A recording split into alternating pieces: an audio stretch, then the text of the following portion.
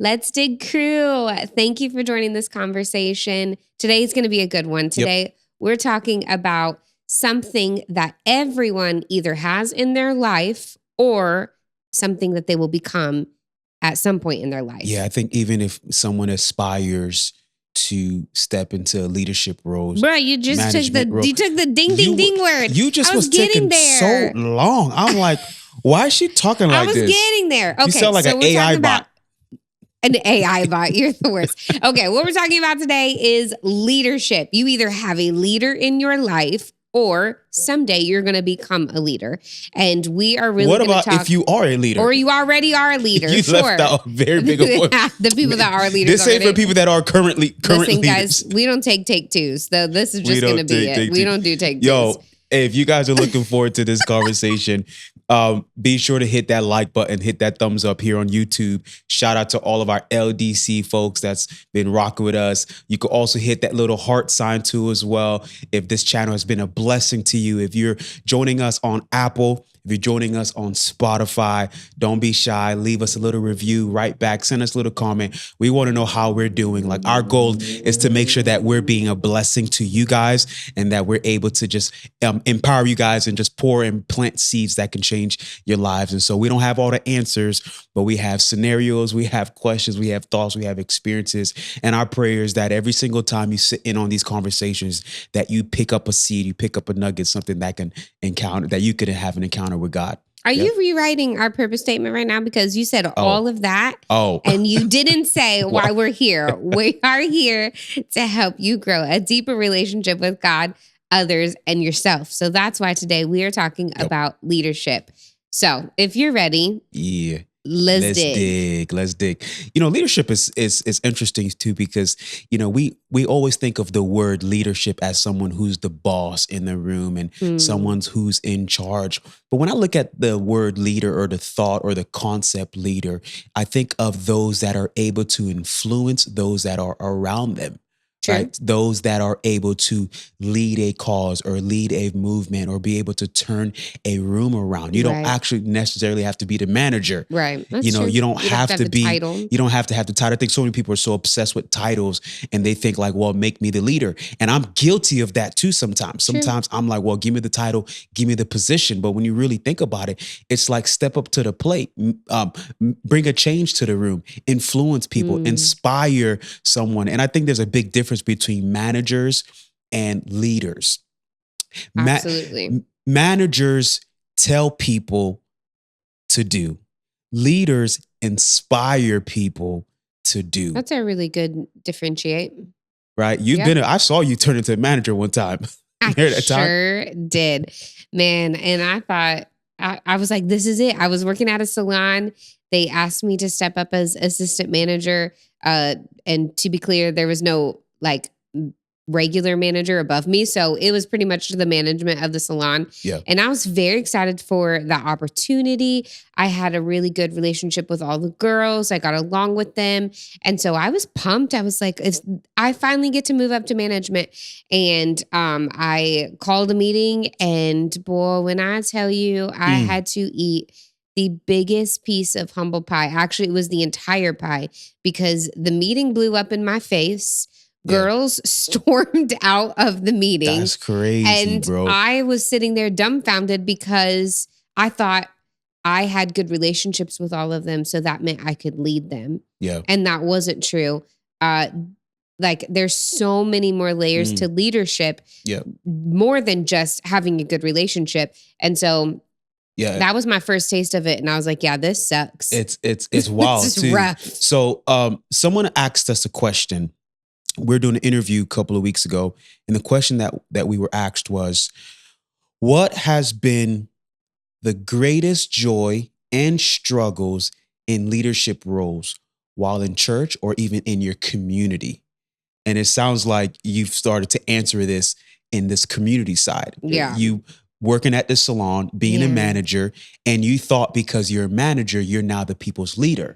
Yeah. And I thought like the relationships would swing over, which is also not true. Yeah. Once you get lifted to a higher role, expectations raise, demands raise. They expect more from me at that point. And then I think one of the biggest experiences that I had in that moment was I was misunderstood.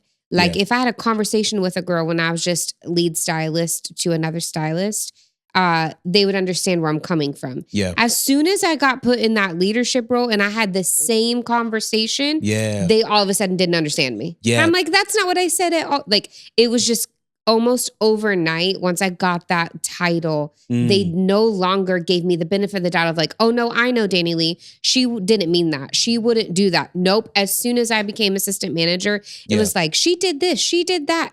And it was really hard to understand like that I had to start from ground zero. I had to rebuild that trust. Yeah. And as we've been stepping more into leadership roles and we've been doing some studies too, like that book, Speed of Trust, that we've read. Yeah. It was a really good indicator letting us know that you, as a leader, you walk into a room with your heart in the right place. But the people see you walk into the room with your behavior. So true. So your motives may have been nice. Your motives may have been pure. Right. But all they see is your actions and your behavior. So it makes sense why you said, I felt misunderstood. Because you're like, no, my heart's in the right place. I do want to make this organization a better place. Right. Like, I want to help you. Yeah. I took this role to help you. I got a cough. Oh, Lord. Guys, he's been coughing all week. There's been a bug going around.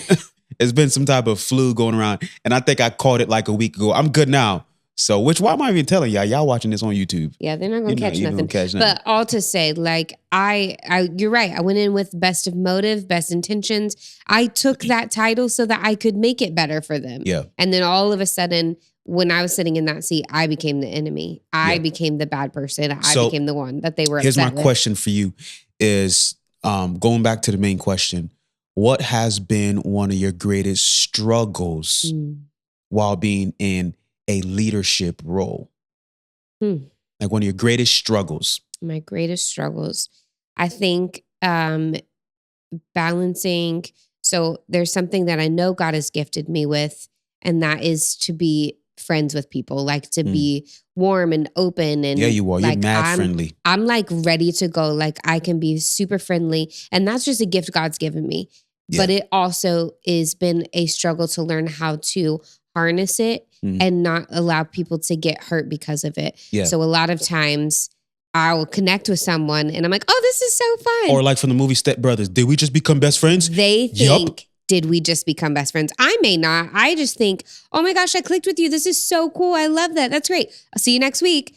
And to me, it wasn't any deeper, but to them, it felt like, did we just become best friends? Yep. Yeah. And then when the relationship changes or seasons change or my schedule changes or anything changes, those people tend to get hurt. And it's not in my intention. It's not what I want to happen. So learning how to like harness that and deal with people's hearts without hurting them has been a very, very big struggle because my intent is to never hurt them. Yeah. I love them hard, whether I see them once a month or whether I see them once a year. Like I love hard. That's just part of what God's given me. But it has been really hard to maybe communicate more clearly or to just define what kind of relationship I'm going to have with that person and what that might look like. That's been one of my struggles for sure. It makes sense. And I'm wondering if you're more intentional of communicating with somebody at the beginning and the start of the relationship, letting them know your strengths and your superpowers that, hey, God has given me an ability to practice hospitality and compassion with people. So we're going to feel instant connection. Yeah, we'll feel close right away. Yeah, but it's tough too because you can't be like someone like me. Just be like, be careful because we're not best friends. Bro, because I've said that before. I'm like, said that to people, I know, guys. I'm like, yo, I know you feel like we're close, but we're not friends. Oh my gosh. And that person wanted it so badly. I was working with somebody many years ago and he'd ask me, he's like, hey bro, like, are we best friends? And I'm like, no, bro, we're not. Like we're co-workers. I just met you. We just interviewed you. No. Eventually we became friends. Like, you didn't say best. I feel like best friends is for women and children. Okay, that's actually valid. Like, it is very much a girl thing. Like I have really good, close friends. I got one or two like close friends, but I don't ever think I said, yeah, so my best friend. Could you imagine me saying, yeah, so this is my best friend? Never. I could never imagine you using that verbiage. Ever. Yo, and I feel like some people are going to give me some heat right now. It's like, oh my gosh, I can't believe Pierre just said that best friends are for children and for women. I'm just like, bro, if you're a grown man, you have best friends, that's completely fine. I just have really close friends and I have good friends, right? But people tend to just find you, connect with you, and in their mind, they already put you in a box, in a place where you are in their heart. Yeah. And you don't even realize it. And it's tough being their leader too at the same time. Totally. Because as a leader, you constantly have to keep growing. Like a team will never grow if the leader doesn't grow. And these people that have connected to me in that point, they tend to, and I've seen it from a lot of them, get very territorial of me. Yeah. Like they don't want to share me with no one else. So once they've connected with me, they don't want me to move up. Right. And they don't want me to move to a different like friendship, different person, connection, literally a different conversation. They don't want me to move to the other conversation. They want me to stay right there with them, hold their hand and be very close to them only. And it's like, it gets unhealthy. Like you can't. But I will say, and this is where I'm challenging you, because I feel like it's shame on you for knowing this about your skill set, your superpower, your strength, and going into a relationship, realizing like, oh my gosh, this person is obsessed with me. And you got to figure out a point where you're like catching it right now, letting them know. Again, not being as harsh and aggressive as I would be like, hey, let me just put a pin in this right now. We're not best friends. Right. Like I'm not saying that. Right. But letting them know like I'm in your life for this season. And right now I'm walking directly next to you. But there's going to be a season where God is going to assign me to do it with other people. Yeah, that's very true. And I need you to understand that I'm not leaving you. I'm not moving off from you. Like you're growing to your person. Yes. I'm growing into my person. And so we have to understand like we grow with the growth. This is where the seasons are. And I feel like just to challenge you, like I think you got to figure out that way to communicate to someone. For example, for me, I'm a visionary. So when I'm in a room with people, I automatically start sharing with them what I see for them. It's true. And things that I feel like they can do or they should be doing. Yeah. Where I'm like, man, I see you, man, hearing your words, man, I feel like this is your ability, this is your skill set, so now sometimes people, and it's happened, people sometimes treat me like some type of genie in a bottle. Right. What do you see for me? Yeah, like, hey, I've had people like, hey, what do you see for me? They have. Hey, what? I'm like, what? I don't know. I don't know what I see for you. I ain't your God. But they want you to tell them exactly what it is so that they can just do that. So I recently had some people walk out of my life. And I think some of it was because of that, because I communicated to them so much of what I saw for them, what I saw for me, what I saw for us, where we're going, all those type of things.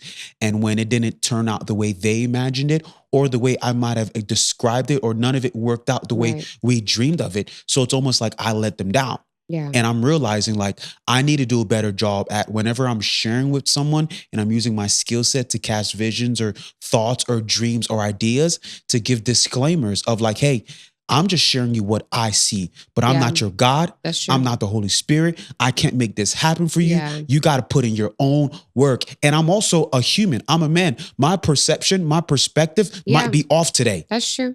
Like I'm saying, right. It could just be. So I'm like, yo, how, as a leader, we have to work so hard to catch ourselves, to not allow people to box us in or trap us, or to see things happening right in front of us all at the same exact time and not to catch it and jump in front of it. Yeah. You know what I'm saying? Yeah. So what you would describe as your biggest challenge in leadership? Nope. What's your biggest challenge? I ain't got none. Pierre, he said, I ain't got one. Which I will say, disclaimer, guys, Pierre's been in the leadership game a lot longer than me. That salon job was my first taste of leadership. And then I've been in church leadership after that. But you've been in leadership since you were like... Yeah, teenager. 14. Yeah. My biggest struggle as a leader is seeing something for someone and trying to force them to see it for themselves. That's your biggest... That's the biggest one. seeing someone that has so much potential, and they're making decisions, going down certain pathways that I'm like, man, yo, if you could only see what I see in you. You do that with me. Or like you've had to learn to not do that, even with me. But the struggle is like fighting for them to see it. Yeah. And that I feel like what happens sometimes is they feel remorse. They feel bad that I've worked so hard to get them to see it. Sometimes they force themselves to see it, and ultimately they never saw it for themselves. Yeah. Which causes both of us to be frustrated with each other. I would say the second greatest struggle that I have as a manager or as a leader, as a pastor, as a director, is believing people like when they show me their real selves. So if they're incapable, if they're flaky, if they're always lagging, if they're always double booking, if they're not punctual, and they keep doing it time after time after time, and they showed me, even when they're explicitly saying, this is who I am. Yeah. It's me not giving up on them, which I think it's a strength and it's a weakness at the same time, because ultimately it forces me to start holding their weight for them. And it makes us hold the whole team back. Yeah, and that's been a struggle for me as a leader, because I'm like, yo, this person has proved time after time after time that they're not reliable, or time after time after time that they're inconsistent. Why will I not just let them go? I had this one guy that was on my team one time that I had to sit down twice, and eventually I had to actually release him from my team. Yeah. Like, hey man, you're off. And it's because I saw something for him more than he saw for himself. Right. And I worked really hard for him to see it. And once in a while, he'd be able to hold it together, keep it together, and it'd flare up. But it started trickling all throughout the team. His behavior, there are certain things that he was doing that was going against our culture. And it was affecting the rest of the team. Yeah. And I tried to have these conversations with him. I'd find out he would still go behind my back and still act up. And I'd address it. Hours talking to him. Hours, days. And I would just always constantly sit him down once, walk him through it. You need to pray, bro. You need to seek God. 30 days on the bench, come back. He would hold off for a few more months. We'd go through it all over again. Eventually, I finally had to sit him down. Yeah. And I realized like he's been doing something that he's shown to me from the first day. I mean, I'm talking about a 2 to 3 year process. And I've always saw this. It's true. And so that's something that for me as a leader, I really need to continue to manage. Because if I don't, the rest of my team will constantly be frustrated with me for not seeing something they already saw. Yeah. If my team sees it before me, I'm doing something wrong. That's good. What are some things that you do as a leader that helps you see things before they come to be a problem point? Like you just said, if my team sees things before I do, I'm failing as a leader. So what are some things that you do as a leader that helps you like visually see or spiritually even see those things before they become a problem? Yeah, I like to ask my team members throughout the week, like I do post checks. Yeah. And I'll ask them, what was a highlight from this past week? Or I'll ask them, did anything stick out to you this week? Or did you notice anything this week that goes against our culture or that goes against what we're working towards? Because at the end of the day, as a leader, as a coach, a captain, right? A manager, I won't be able to see everything that's happening on the field. I won't be able to see everything that's happening on the court, especially when I'm in the game. Yeah. So it's my job to find people on my team that I trust their judgment, but also prefacing it of like, hey, I'm not asking you to just tell me your feelings and things that you like. I need you to tell me what's working, what's not working. Yeah. Right. We were talking about that a couple of weeks ago, like when we met with like the youth leaders, remember a couple of weeks ago, and we told them, I'm like, if you guys see something that's not working, share it with us. Not saying just share stuff with me that you just don't like, preferences. I feel like it's not your personality point. Yeah, I'm not asking for, there is space for that. Like there are times when we're birthing something, right? Like, and I'm asking like, what do you guys want to see? Right. Like, what'd you think about this? Like, did you like it? Right. But ultimately, the feedback that I always want to hear is what's working and what's not working. And so for me, that allows me to keep a pulse on the team. I don't always get it right. I'm still working on it, but it's some buffers that allows me to take moments throughout the week to really stop and get a pulse on where they are. Those are good. And for me, like one of the greatest joys as a leader is when my team actually see something before me and they address it exactly the way that I would address it. And I'm like, yo, I have no notes. Like, you killed this. You made such a great decision. Yeah. It allows me to keep rising above. Yeah, that is super helpful. Yeah. Yep.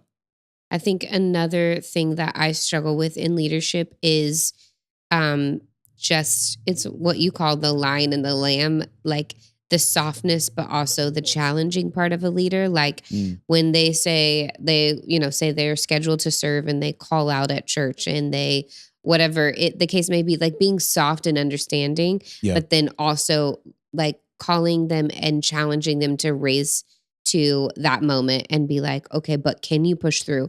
Like, cause I'm always more of an empath. I always want to be a caring leader that like cares about what's going on in their home. If someone's sick or something happened, like finding that balance of being understanding, being caring, but also like saying, hey, like this is your commitment.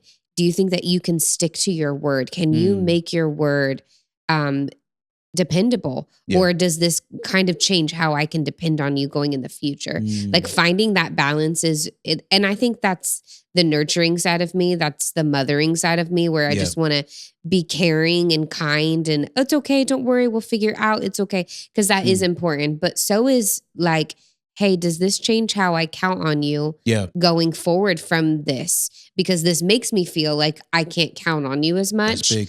And so just kind of like finding that balance of being soft and strong at the same time is a challenge for me. Yeah, it's interesting too, because I feel like it's the same way like when it comes to parenting. It's so easy for us to just try to be our kids' friends and we just want to be nice. We want to let them have their way. We don't want them to be mad at us. We just want them, but we're actually letting them down when we're not teaching them accountability. It's very true. We're actually letting them down if we're not leading them how to manage their emotions. Yes. We're letting them down when we're not teaching them how to teach people how to treat them. Yeah. Right. Our son right now, I mean, some might say he's getting bullied at school, but I don't think he's getting bullied at school. I think he's finally meeting his match at school because he's slick. He's tough. He always got something smart to say. He's arrogant. He's cocky. Talks trash. He likes to tease his friends. And now he got some friends in school that matched him. Yeah. And they're overriding him and they're doing it stronger than he is. And he's starting to go ahead and that little turtleneck is jumping down and he's scared. And I'm like, oh, yo. So we're not going to change schools for reasons like that. We're not going to do anything like that. But we're going to teach you how to teach these kids how to treat you. And so this is how you respond back to it. And then also teaching them like you reap what you sow. Yeah. I know for me as a leader, one of the biggest struggles, I guess it's another big struggle because I mentioned two earlier, but a big struggle for me as a leader is leading someone that's literally like me. Oof. The hardest person to lead is always going to be yourself. That's very true. Because it's the only person you can make excuses for.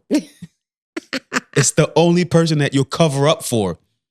It's the only person that you'll like bend over backwards for because you know where they're at. Yeah, you know their motives. It's yourself.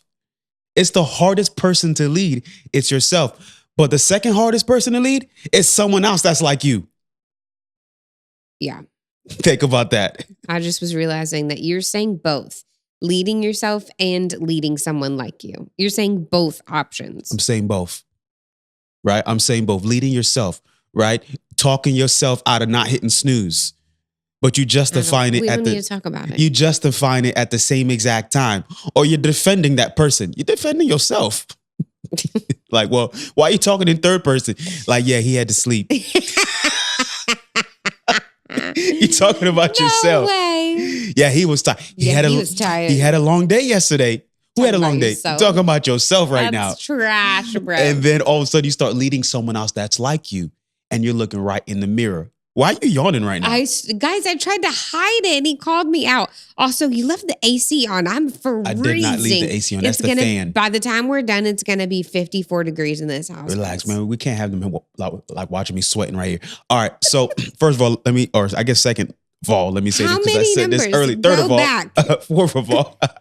He's just starting over, guys. Yo, if you guys are liking these conversations, this conversation specifically, like tell us what are some things that you guys are dealing with or struggling with as leaders? What are some tips and pointers that you guys may even have for us as you hear some of the stuff that we're talking about, things that we encounter, highs and lows? One question that I want us to answer right now is, and I'm going to ask you this, babe, what is one of the greatest joys that you get in being a leader? Greatest joys.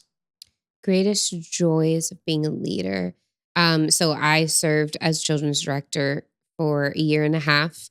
And some of the greatest joys during that season was watching, the fruits of serving in that department. Like in general, watching children learn how to worship at church, growing in the relationship with Jesus. Like there were moments where I was leading worship for kids and I had 30 kids like singing so loud, hands raised, like truly, truly worshiping. And those were some like incredible moments of, wow, God, thank you for using me in this moment. Yeah. Other greatest joys would be walking with young women and seeing them jump over hurdles that would keep them paralyzed before. So there are times I've talked with girls and worked through things when it was the mental game so often. It would just absolutely jeopardize them and freeze them and they couldn't make moves. And when I saw them break through some of those thought processes that the enemy was using to tell them they weren't worth it, to tell them they weren't good enough, and for all it took for me was to speak truth to them and to encourage them to make the word of God louder than what the enemy says to us. And watching it like break off of them and it didn't bother them anymore. Like that is the greatest joy for me, is to just see them soar and like really break through those challenges. And it's so humbling too, to be like, wow, God, thank you for using me in that person's life. Thank you for giving me the opportunity to speak into them. Like that's a humbling moment. It's huge. And so those have been some of like the greatest joys of like, yeah, girl, you got this. Like you don't need me to be in your cheerleading corner anymore. There are moments where you needed me to be a cheerleader in your squad and I would cheer you on. But once you get over that hurdle, like watching them just kind of soar it's so rewarding. It's overwhelming. Yeah. What about for you? What? Like your greatest joys? My greatest joy is sitting right here next to you. Ooh, that was a good one. Yeah, happy Valentine's Day. Happy Valentine's Day. It's early. I know, I'm joking.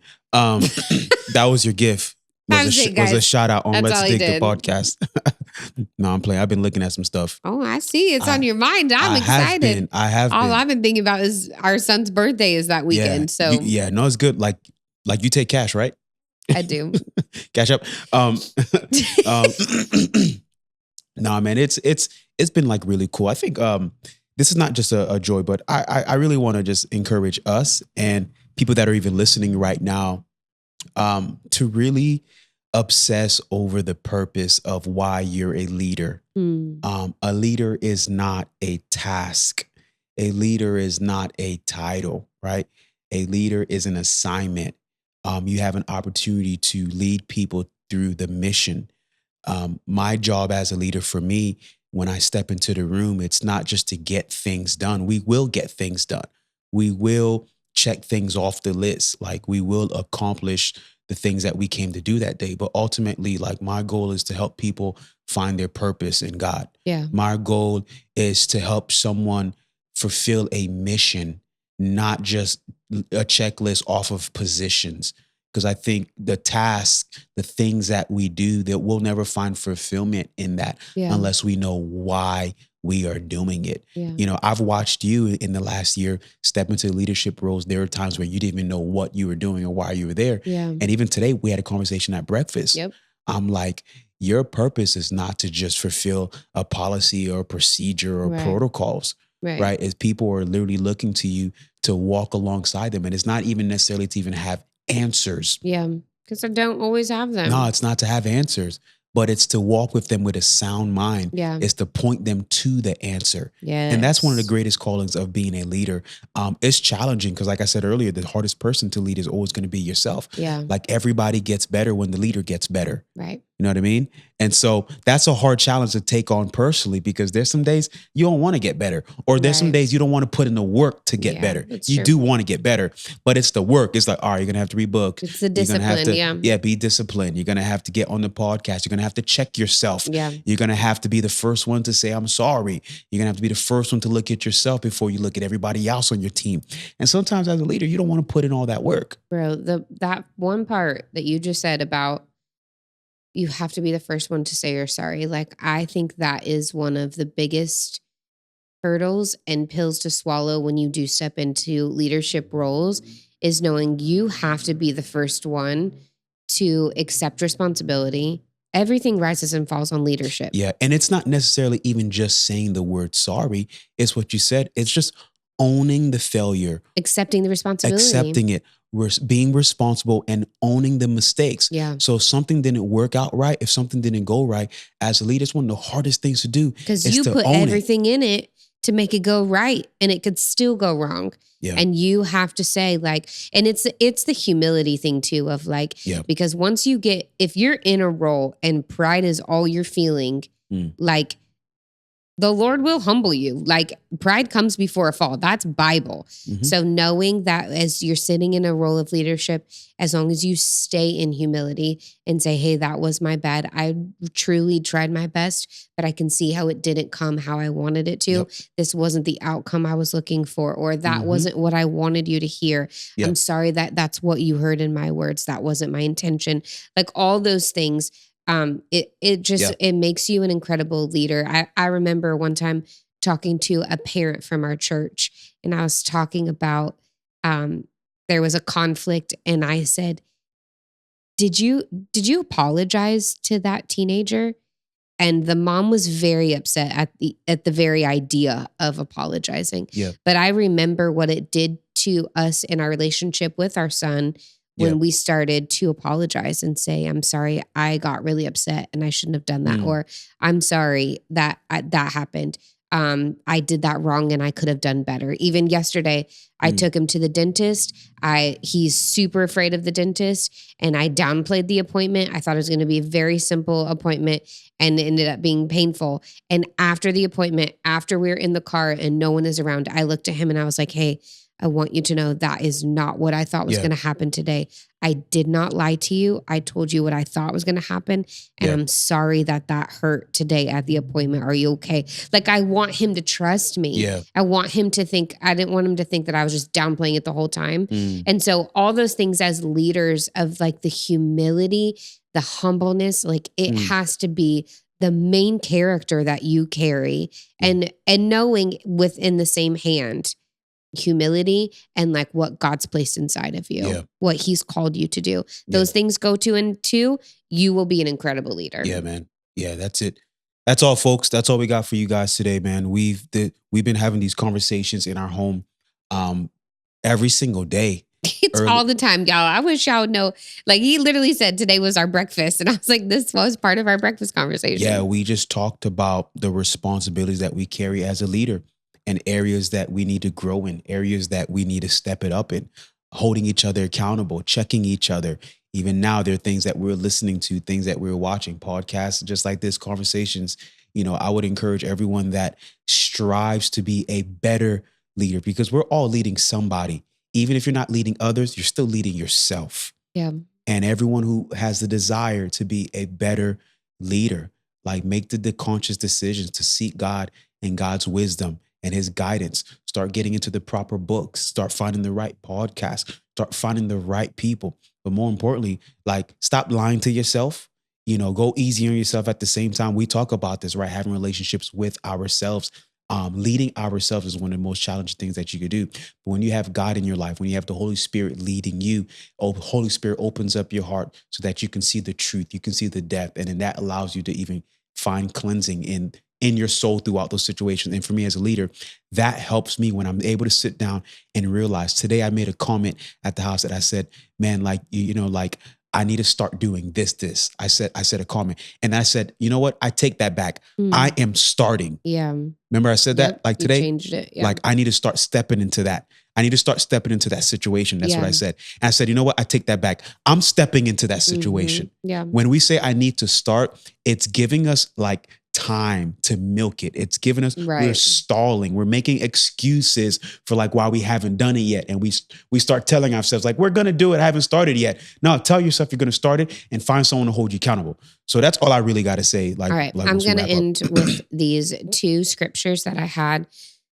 One is, man, we're like both like clearing our throats. Sorry, guys. It's a great day of recording. Let's take let's record. Okay. If these two scriptures I want to leave you with. The first one is James 1:5. If you need wisdom, ask our generous God and he will give it to you. He will not rebuke you for asking. And so if you're in a leadership role, or maybe you're even under a leader that's really challenging you and maybe frustrating you, like asking the Lord for wisdom of how to approach the situation, asking the Lord for wisdom of how do you lead better.